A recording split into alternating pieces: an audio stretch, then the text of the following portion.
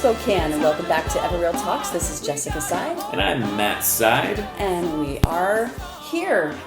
We're your hosts for EvoReal Talks today. We certainly are. And today we're going to be talking about a couple different things. We're going to be talking about, actually, one of our listeners, faithful listeners, sent me some information and said, I think you might be interested in this when it comes to the Spokane history. So I will mention who that listener is a little bit later, but I'm kind of excited to share with you some listener feedback. It's exciting. Yeah, exactly. And then Matt, you're going to be talking about some real estate stuff and affordability indexes. Yeah, affordability indexes, some numbers I think that are really applicable right now. They're always applicable, but I think more than usual. But we're going to start off with, a little bit out of order, we're going to go into our featured home of the week. Okay. I don't think there's necessarily any particular order to what we do, and we do talk about featured homes kind of up front. All right. Well, so I don't think feels like it's out of order. Okay. Usually we do an area and then a featured home. I see.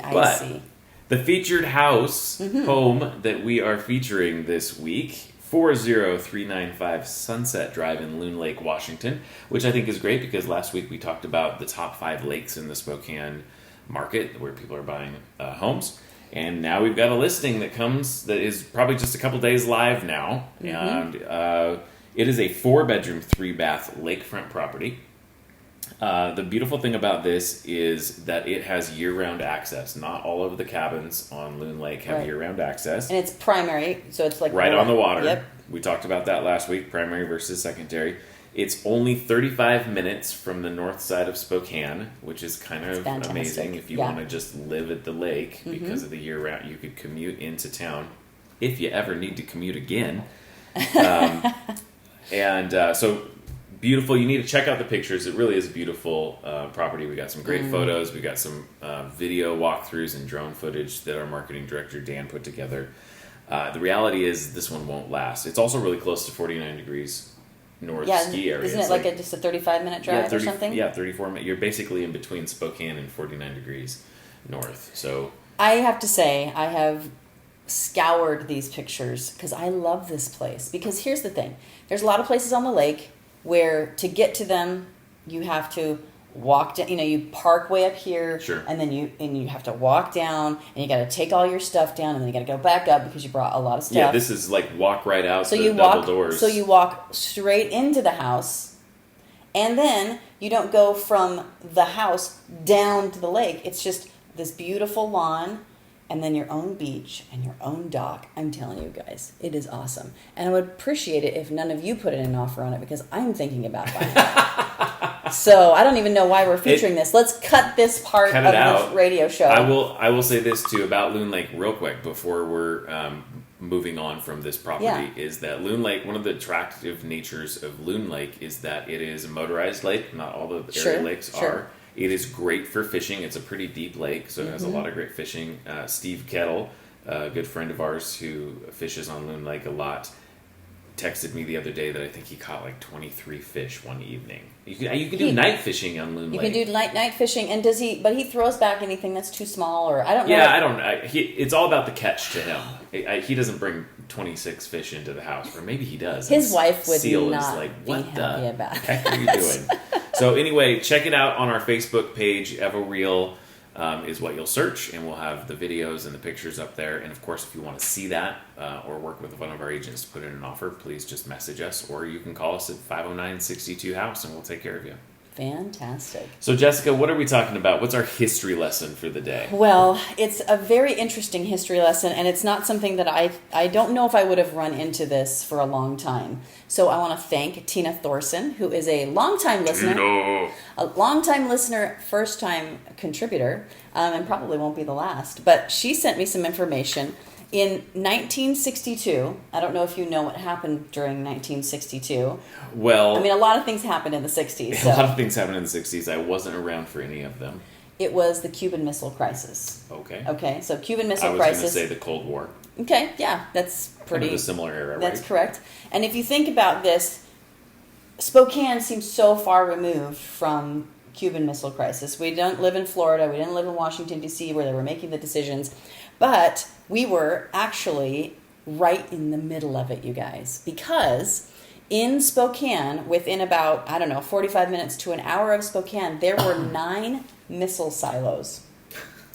9 missile silos. I mean, this is the closest we've ever been to war with Russia. And so in 1961, the U.S. Air Force installed 9 missile silos right here in the Northwest.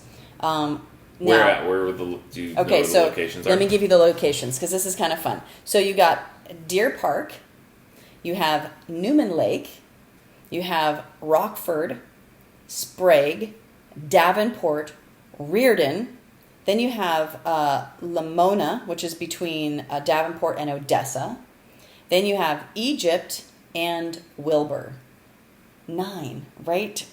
Smack dab. Wow, that's kind of crazy. Yeah, it is kind of crazy. So now, let's talk about what they were. So they were the Atlas E intercontinental ballistic missiles. So IBM. Oh, the Atlas missiles. Yes, the Atlas missiles.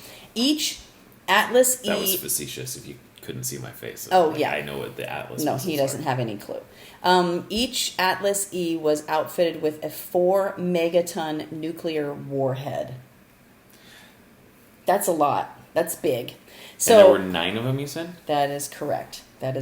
So Spokane actually was one of the primary nuclear targets for the Soviet Union because we had all of these missile silos. So each of the 9 missile sites is 18,000 square feet of underground concrete, built to withstand an atomic blast of 50 times larger than Hiroshima or Hiroshima, depending. I don't know exactly how to say that. But, they were intense. I actually saw one. I saw a video of a gentleman who, it wasn't one of these, it was the Titan missile silo. So it was actually in Rock City, Washington. Okay. And he did a dive there. So he actually, when I say a dive, I mean they went down into the depths of this thing because they go way underground, and it's filled up with a bunch of water now. So he was scuba diving down there and taking all these pictures. It's fairly interesting to watch. So anyway, so that's some of the information there. Now, there's actually a picture that I'm going to show Matt right now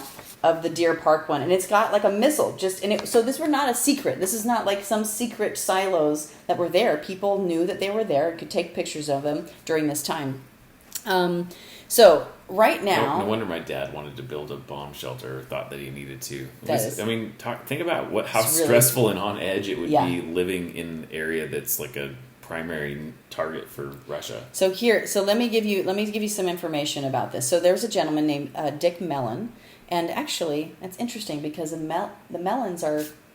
Yeah, that's your family. Yeah, I don't have any idea if they're related. Well, I'm going to find out because that would be interesting. So this gentleman worked at these different sites. In 2014, the Spokesman Review did an interview with him when he was 81. And he talked about that once a week, every crew had to lift the rocket from its horizontal frame and get it ready for possible launch. So obviously they had to make sure they were testing it. They said they were 15 minutes away from letting one go at all times. They were ready to change the world with this thing because it would have been a world changer.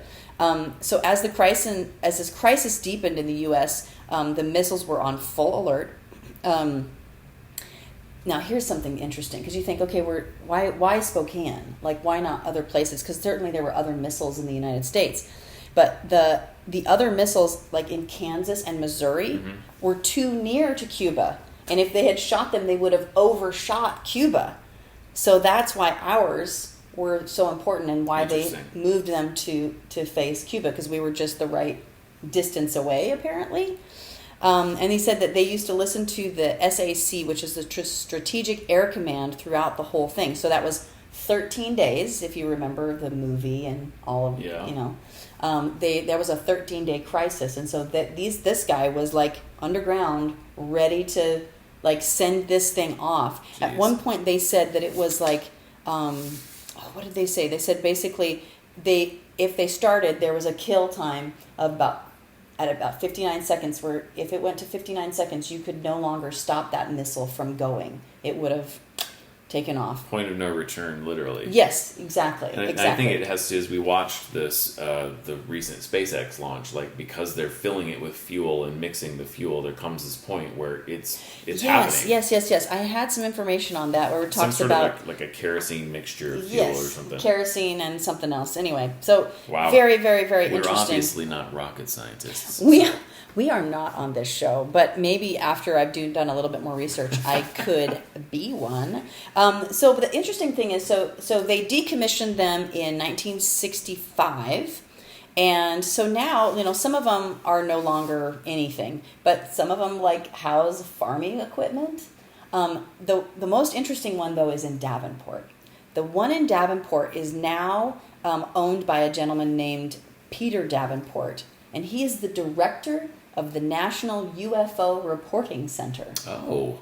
And you can actually request to take a tour, which I totally think we should do. The missile site or of a UFO? Of the UFO. Like he has like all these records of UFO sightings and stuff. Like I don't really understand it 100%, but it's kind of fascinating to me. That is definitely fascinating. Now, there was the guy before this, and here's the thing.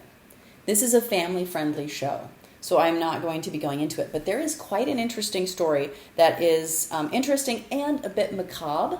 And if you Google, Ralph Benson and Roger Erdman, Now, Ralph was a truck driver who lived on the site, and this was actually not that long ago. We're talking about in the 2000s. Oh, Lord. And Mr. Erdman was a DOL auditor that did not make this guy very happy. So, want to learn a little more history about the place? In the 2000s, in the last 20 years. That is correct. Yeah. All right. No. So, anyway, this is kind of an interesting... I love it when I learn something about Spokane that I did not know about before. And this is one of those things. And so, thank you, Tina, for bringing this to our attention. I think it's been kind of fun for me to do a little research on it. Yeah, that's really cool. And I'm really glad we never had to use them. Yeah, no kidding. Yeah, that's a whole different conversation. So Matt, let's Shall we talk some real estate here? Yes, I'm very interested in specifically around affordability of Spokane and things Yeah, like that, so which I don't know when you're going to get to that. Well, but that's what I'm going to go right into now is affordability, and I think that so there's kind of two sides of the affordability conversation, I think, or that we're going to have today, and one of them is affordability locally, and then affordability as it pertains to migration. I'll explain those a little bit better. So let's dive into affordability. Basically, there are affordability indexes out there. So an affordability index is going to identify three major components in a calculation. Okay. So the Home Builders Association, like the National Home Builders Association they call it they don't call it affordability index, they call it opportunity index or something like that. Basically, the idea is what percentage of the local population can afford to live there. Right. Mm-hmm. So the three major numbers that are in this calculation is median house price. So we've learned in the past that a median house price gets rid of the most expensive and the least expensive. So it gives it's better than an average. It gives you the most accurate, average house price, if you will. Sure. And the word average gets skewed, but in Spokane, we're bouncing between about $285 and $3. Yeah, we have some numbers for today, but in the last few weeks, that's accurate. So median house price, median household income. Yes, that makes sense. And then what the average cost is to get a 30-year loan. Okay. So what you're saying is that the average house is a certain number. The average or median house price, the median income, like what does a household make? Right. And then what is the 30-year mortgage rate that will allow them to afford to buy a certain amount of house. Does that make sense? Sure, which can affect every city. It does affect every city, and so affordability, that piece of it kind of is kind of a sliding thing for all cities because our interest rates are really probably not any different than Seattle, right? No, it really would be your median house price and your median income. Right. That's what's going to determine the affordability, but the interest rate obviously goes into that calculation. Yeah, so that makes sense. All right, so let's put these. So these are then put together in this housing affordability index. Okay. So the higher the number, the more affordable your community is. Makes sense. So let's just look at some statistics. So it's very lagging. Like the most recent data is from Q1 2020. So Okay. Q2 ended, but it takes a little bit of time for that to come out. So I think this is really interesting. From Q1 2019 to Q1 2020, our median home price went up 12.8% according to this index. 12.8. 12.8. Okay. So 235 was the median price in Q1 of 2019. 235. 235, yeah. Wow. Okay. And then, but 265 was the median price at Q1 of 2020 that they were reporting. Now, again, this third fluctuate. party, like they're taking the quarter, and I don't know all the things that come into that. Yeah. But, so a 12.8% increase. For median income basically stayed the same. Like it was 72.7 thousand, and it went up to 72.9. So it's pretty much exactly the same. Got it. However, our affordability index. See, here's where I get excited. I can't wait for you to tell us this.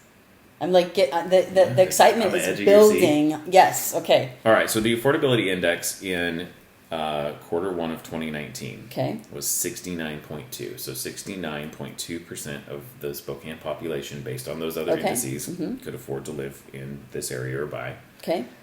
And even though our median price has gone up 12.8%, the affordability index only went down like 0.5. Oh, okay. 68.6. So I guess that's 0.4. No, 4 and 2, 6. So it's 0.6. Oh, okay. So basically 0.5%.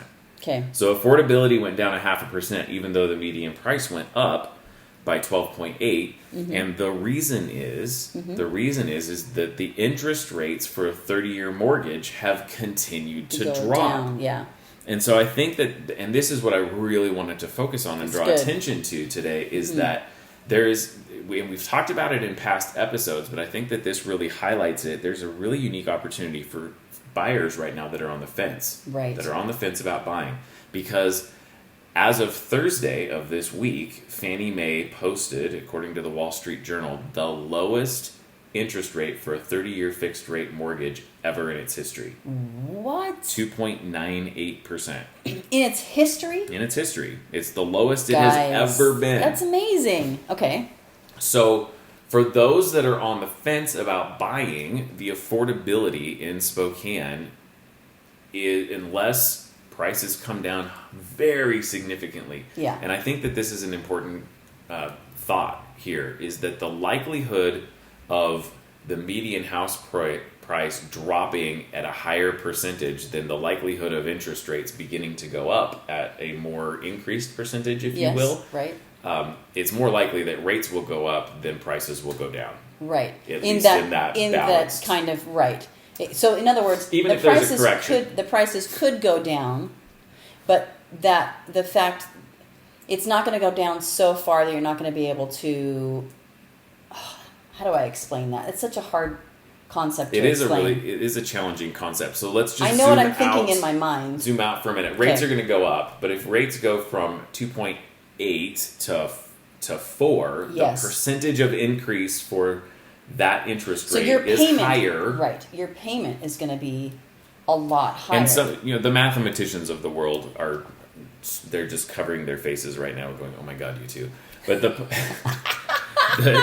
the point is this: you could run the calculation if you're a math person, and realize that to go from basically 3% to 4% is a pretty significant increase percentage-wise, compared to a 10 or a 15% drop, which is a lot, which would be huge. Which would be huge. And I just even in the financial crisis, it was. So let me just say this.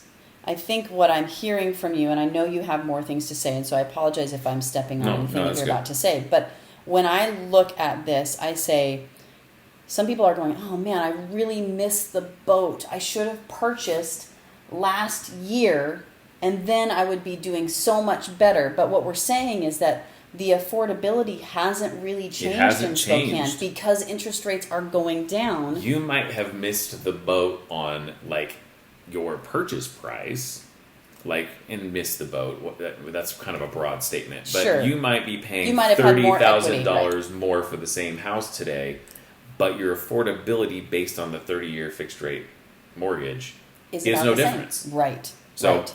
so for those that are on the fence or are waiting for the market to correct, the odds of you actually having a lower affordability in a year or a year and a Right. half because interest rates start to go up, even if prices go down, Right. is very low. So, And that's the thing. I'm sorry I wasn't able to explain it, but the reality is that if you think, well, I'm going to wait until this whole thing crashes, it would have to crash so hard in order for you to be able to get a good deal compared to what you could do right now, because interest rates are so low. Because those interest rates, they go up a little bit and your payment changes a lot. yeah, when you're already so low, Yes. a small increase in interest rate is a high percentage of increase. Yes. If Okay. that makes sense. I think we did. All right. I think we got there. Whew, we did get there. We Woo, did get baby. there. Sorry, God, everybody. Man, we make real estate interesting. Oh, some people are like scratching their head. I'm going to have to People are write like- this down. People aren't even here anymore. They're just like, what? Next. All right. So let's talk about it in relation to migration, okay? So what do I mean by migration? I'm not talking about the geese, obviously, because that doesn't happen for a couple of months.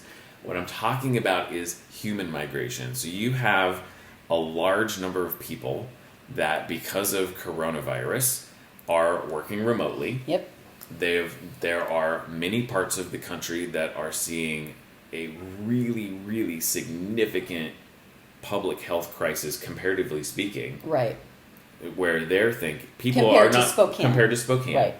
where people are saying, "Oh my gosh, the reason that I'm living in there's this idea of vertical living environment, right? Right. So the Seattles, the Manhattans, the LAs, those are kind of those Yeah. are San Francisco's, the I don't- places that I pop don't- into my head. Walk outside of my house to go for a walk or to do whatever and worry that I'm going to catch coronavirus. But if you're living in a high rise, you are concerned that even walking into your hallway and making your way out of your building, that you're in potential danger. Right. So there's then the risk factor there. Mm-hmm. There's the fact that the reason that people pay so much money to live by the city or live in the city is because they don't want the commute, right? Like they don't want to live in the suburbs and then have to drive for 4 hours to go 30 miles because of the traffic. Right. So they spend ungodly amounts of money to live in the city, right? Right. So this vertical living environment. The reality is, because so many people are working remotely, some of whom will have the option moving forward to never have to go back into the office, or maybe Right. go back into the office once a week or once a month. They're thinking, why do I live in Manhattan right Yeah. now? Why Yep. do I live in LA? And so Why do I live in Seattle? why do or I live Portland? in Seattle? So in some of those, so affordability from a migration standpoint, Mm-hmm. if you're looking at Spokane's median income Right. compared to Seattle's median income, Right. which is like 105, now all of us, and Seattle's affordability is like in the 30s. Yes. Okay. So just listen to that. We're almost at 70% affordability. They're at 30% affordability. Only 30% of the people that live in Seattle can afford to buy a house in Seattle. That's like, we always think, oh, they just got all that Amazon money, they've got all that. But only a few people Sure. have that Amazon money and that Google money and that Microsoft money. There are a lot of people out there that are working in restaurants and working in construction and doing the everyday stuff, and they can't afford to buy a house. And those industries are going to be less. I mean, you can't relocate if you're working in a restaurant, right? Like, Yeah. well, if you're even working in a restaurant at this Right, point. But right. for those individuals that can work remotely, Mm-hmm. the internet traffic is saying that they are looking to leave those vertical places Right. and move to more outlying. And it could just be the suburbs in the city that they live Sure. in. But for a lot of people, they're looking at markets like North Idaho and Eastern Washington, and I'm they're even saying, seeing an uptick of people wanting to live in places like Davenport. right, Like, I cannot tell you how many people are trying to move to those tiny towns that are still, within 45 minutes of a larger city. and an airport, so they can get to where they need to go if they need to get there. So, wait, let me say something. Yeah. I've been saying to people that we're seeing migration already. Now, that migration is just people searching online. So Yeah. it's like virtual migration. Like, in their mind, they're thinking and they're looking and they're searching, but that will eventually turn into physical migration. It absolutely will. The Yeah. data will be there. Right now, Mhm. we're seeing very lead data with people's searches and Right. phone calls and those type of things. Mhm. But if you think about it too, there's a whole big question mark around kids even going to school. And Yeah. so the idea of, well, even our featured house this week, like if I could buy a property on a lake Right. for, I forgot to mention the price on our featured house. It's like 510,000, I think, or 509,950 Yes. or something like Correct. that. But if I can spend $500,000 for a year-round lake place, Right. and I can sell my condo in Manhattan for like $4 million, then that you can see where that Absolutely. migration is coming in. So, which comes back to our local people. Yeah. Because the reality is as the physical migration of people come into this area, Mm-hmm. they are going to increase buyer demand, which increases value That's right. or sale prices, Right. right? Median prices are going to go up, which means the likelihood of affordability staying where it is right now is low. That's right. So what you're saying is that if you live in Spokane and you want to live in Spokane, or you're, I think it's hardest for young people, right? You're young, you're thinking you don't need to make that commitment right now, but it's possible that if now is a good time to get into the market, because man, if you can get into the market, even if it's an inexpensive home, it's not your dream home, any of those things, and you can then, you're on the ladder at that point. Yeah. And if you're on the ladder, then you can, Sure, in a you few can years, trade make up. that next step. Yes, and it's Because not going to be so you're going hard. to follow that appreciation. You'll have equity. And actually, your lower dollar properties are going to appreciate at a higher percentage because $10,000 increase in value on $100,000 is a bigger percentage than that same $10,000 on $200,000. And let me just say this as well. We talked about this in other episodes, but people who are homeowners, their net assets. So their, what is that called? Net worth? Net worth. Thank you. Net worth is like on average $253,000. Now that's not going to be everybody right away, but those who do not own a house, talking like $5,300. So just understanding that if you can get into the market and you can afford your house, you will then be on your way to gaining equity, which then continues to grow, for decades and decades. So it's a good thing to do, young people. All right, so let's do this. Yes. We're going to wrap it up. Let's Okay. wrap it up with the numbers. We've got a couple minutes left here. Before we go to the numbers, I do want to just say this. Oh, I am wearing my EvoReal. That's right. Don't forget that. Summer- What's happening in Spokane Yeah, this what's week? happening in Spokane is that we used to have a summer barbecue. Used to. We have had it every year consecutively for about 5 years. And because of COVID, we couldn't do it this year, but we have modified it. So if you are interested in coming, because what we're going to do is we're bringing in the Kona shaved ice truck. Everyone's going to stay in their cars. We're doing it drive-in style. We'll be wearing masks. We'll keep it very, very safe. But you and your family could come down. We just ask that you RSVP, and all you have to do is go to Facebook, our Facebook page, EvoReal, and you can click Just on say the event coming. and say going, and then we know you're coming. So we would love for you to join us there. It's going to be super fun. It's going to be COVID event, friendly, and it's very kid friendly. Yeah, as well. we'll have a little stick-on tattoos and stuff Tattoos for the kids, and because we usually do face painting. So, Yeah. come join us. Make sure you RSVP so we know who's coming or how many people are coming. cool. All right. Give us the numbers. The Matt. numbers. They better be fast. All right, active listings, 657, almost the same as last week, which Okay. was 655. So we're still just over a month's inventory. Your active price range goes from 4.2 million down to 23,000. So you can see why median home price is important versus average. Pending listings, 1491, again 1451 last week, so almost the same. Cool. Our median active list price, $389,000 with 52 days on the market. And then our median sold price for the last 6 months is $281,000. Okay, So, going down a little. it bounces around, right? And that's Yeah. why a weekly median price isn't as important as kind of what a bigger number is. That is true. That is true. So the bottom line is right now things are staying stable. Mm-hmm. But if you're on the fence as a buyer, you need to pick up the phone or get on the email or something like that and start the process of moving forward. Absolutely. And yeah, I'm seeing an uptick of people super interested in selling as well. So hopefully we'll have some more houses on the Some more market for inventory. buyer to snatch up. All right, well, I think that does it for EvoReal Talks this week. We will see you next week. Have a wonderful, fun, and safe weekend, and we'll talk to you soon. Bye.